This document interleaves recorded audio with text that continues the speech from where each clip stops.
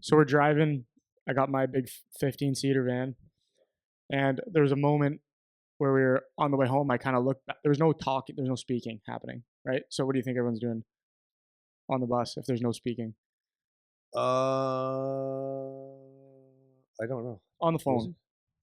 Oh, I thought you said, "What are you doing?" No, no. Oh yeah, So phone. Yeah. so I look in the just happened to look in the rear view, and it wasn't this the whole time at all, but just like there were moments where it's like no one's speaking, and I would just look and check in the rear view, and everybody's looking at their phone, flipping, scrolling, and it kind of just like didn't, not that I didn't realize it before, but it just kind of reminded me or gave me a refresh on what a distraction that is to have to navigate and live through when you're a kid, and how none of us had that. And so like I was, I guess, trying to reestablish my own awareness about the fact that I'll never know what it's like to have to develop with that always in my face, you know? So when we're, as coaches, as parents, as teachers, as whoever that's trying to mentor and help these kids out, we can put expectations on them with the phones specifically. And like, we don't even know what that's like. Like to be 12 and have iPhone with everything on it in the whole world and all the distractions possible and things engineered to keep my attention. Like I'll never know what that's like to try to deal with. And so when we're being hard on these kids about the phones and about the distractions that they have, there needs to be like a little bit of recognition on the fact that we don't know what that's like. So in the same sense how we talk about, if you've never played hockey, it's just a perspective that you'll never know. So if you're gonna coach, if you're gonna be a GM, if you're gonna be a whatever, but you've never played, you just won't understand that element. There's something you'll never understand about that element, right? And so this was just something that I realized I recognized when we were on our way, and I was looking at it like, man, like that's hard. Like that's a hard thing to have to deal with. Like anybody can contact you any time of the day. Your social media apps that are made to try to distract you with stuff, like having to deal with that is not something I had to do. It's not something that most coaches, parents, people had to do. And we're just as distracted as they are. And we try to enforce on them, the put the phones away, no phones in the room, no this, no that, whatever. And like, we just don't know what it's like, and I thought that was kind of an interesting kind of thing to realize. Yeah. I don't know if you have any thoughts on that, Jim. Well, I do. Like, ironically enough, you like that word?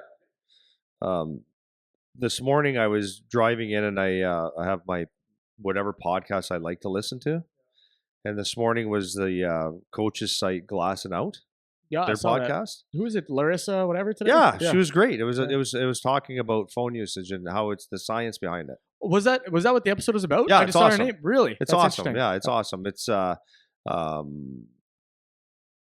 that's the thing that people don't want to hear, right?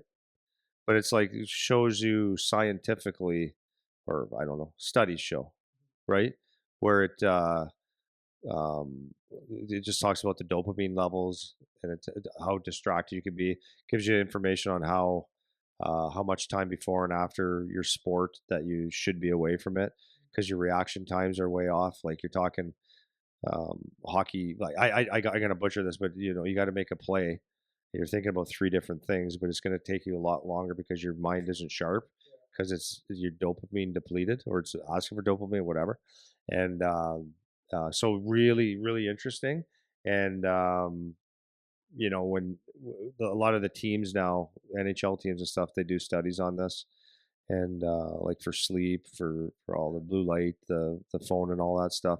And it's like, what we all know, like it's ridiculous. You sit there and you can get lost in it, right?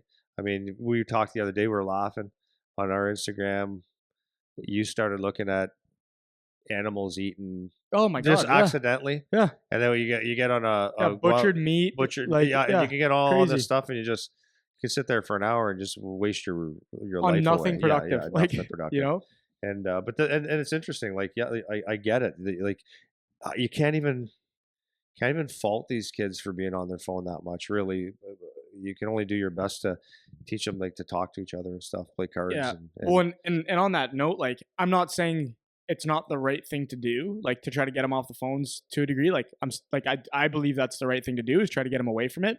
But I'm saying like handling that with a little bit of grace, because like we can say, okay, like, you know, try to make sure you're not on the phone an hour before bed, or try to make sure that before your game you're not on your phone, or after the game you're not on your phone, and like get it away from you and whatever. It's like easier said than done, man. Right?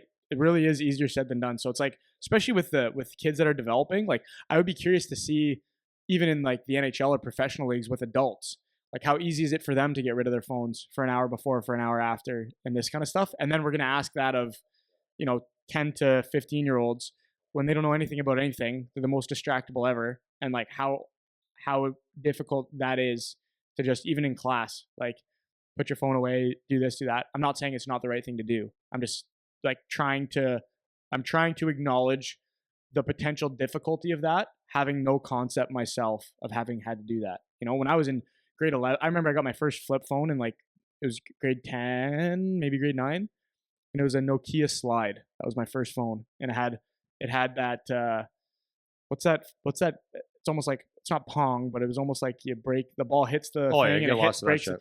It's like that was the only thing I had. Right, that was the distraction, was playing the game. Right, and then texts, like texting and that little slide block game that you could play. You know, and then from there, like I didn't get like grade 12, I had a BlackBerry Bold, and it was the same thing. Like there was BBM, which would be like something kind of similar to like a WhatsApp or like a texting application, and it was the same game, like the Brick Breaker game, right? That was it. It's like now, if I remember like vividly, if I hit the internet button on my phone, I would like freak out because I thought it was going to cost me like $7,000 to go on the internet, right? And now, I don't think it was till I was could have been in university like that. Really, you had like Instagram and Snapchat, and like TikTok wasn't even close to a thing yet, and all these things that really grip your attention. YouTube was like way underdeveloped; it wasn't even anywhere near what it is now. And these things that are just on demand didn't even exist.